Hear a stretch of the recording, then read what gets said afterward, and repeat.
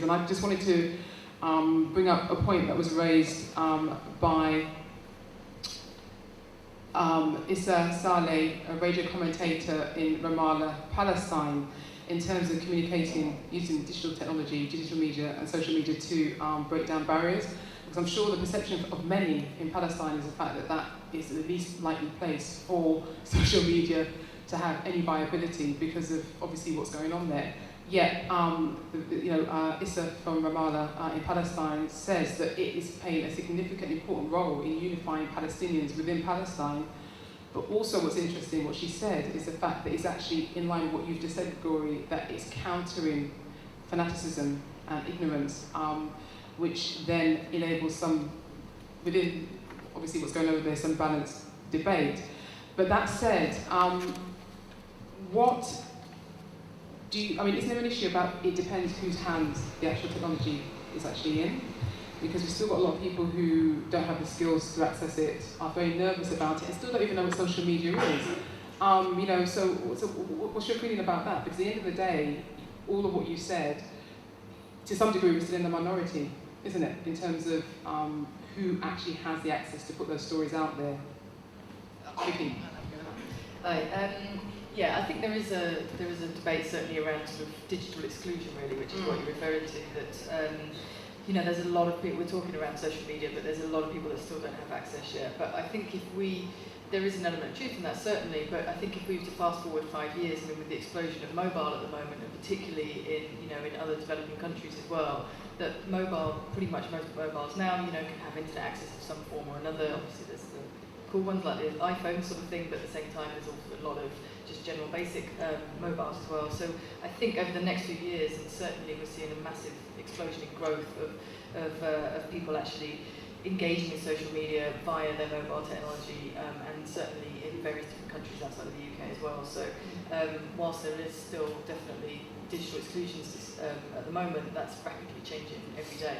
But I just want to take something from what you're saying, but also I present this to Ben and both of you in terms of the fact that with digital media at the moment, the fact that on the other side, those whose jobs it is to be journalists rather than citizen journalists are being brought in with less skills, are being expected to churn things out, some of which hasn't been checked, so they're actually inaccurate. It's also, some people say, cheap labour through the back door because they're not as well paid. You're smiling, so you obviously know this, but there is a concern, isn't it, in terms of it as a future profession, because it has to coexist alongside people in the community who are using it. Yeah, I think we're obviously undergoing it's a cliche to say we're in a transitionary period, but we are in a massive transitionary period. I always think it's very funny to be talking about digital inclusion, saying, oh, well, there's 30% of the country who haven't got broadband. 30% of the country, that means 70% of the country has this thing that wasn't even invented 15 years ago. We're going pretty quickly. We're doing quite well as a world, The web has only been around for 20 years, it's kind of a thing. So digital inclusion, as Vicky was saying, give it 3 or 4 years, give it 1,000 days, and let's have that conversation again in terms of, rural areas or old people or whatever.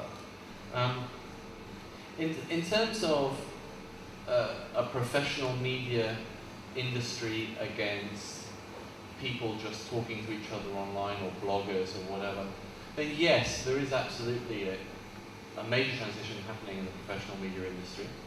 The business models are falling apart because of the way the advertising is going.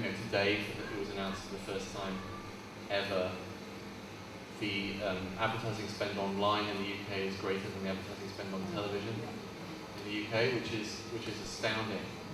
I would happily make a claim that that's going to be the same for print within a few years' time. We're probably going to see quite a few newspapers go under, certainly going to see many magazines go under in the next few years. It's going to be hard times for journalists who aren't very good. Yeah. It was a hard time for people who were professional horse grooms when Henry Ford came out. Don't be not very good.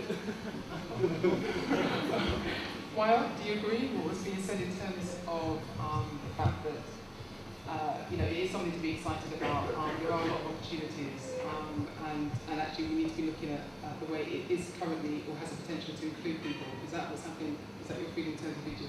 Well, there has been a lot of talk about the reach of this new technology, and is it really reaching the people? Is it really effective? Is it really doing something? And I have an answer to that by some statistics that are that has to do with Egypt. Like for example, our population is 80 million. 55 of them have mobile phones. 55 million of them have mobile phones. The number of bloggers in Egypt are 200,000 bloggers. Some of them don't even have a computer at home or a laptop. They blog from internet cafes. An internet cafe can use the internet for 1 hour for £1 Egyptian pound. £1 Egyptian pound is 10 cents here in Britain. So it's very cheap. During times of crisis or when something controversial is published on the internet, people download it and they exchange it using mobile phones via Bluetooth and stuff like that. Like videos of torture, videos of election rigging, videos of stuff like that. Some of the cartoons and the material that were published on blogs were used in election campaigns. Somebody told me that some of the cartoons that were published on my blog were printed and were like photocopied and spread around polling stations and stuff like that. Finally, I want to tell you that the people who visit my blog daily were estimated to be more than some of the Egyptian daily newspapers, printed ones. And the people who saw my videos on YouTube are 25 million. So, talking about Grigori, it's really, I would say, a question because are we including people? Certainly. But from the other hand, I do believe there is an issue between professional journalism and to what extent we are helping with professional journalism standards by providing another type of materials being shared and another type of materials being discussed based on personal emotion, feelings, based on different types of approaches which are provided through the blogging, which are providing through video replies. I strongly believe we need to keep both sides in combination for ourselves. In many cases, the bloggers, the comments, post materials which are tasks for our journalists to go and look, to go and report, to go and check.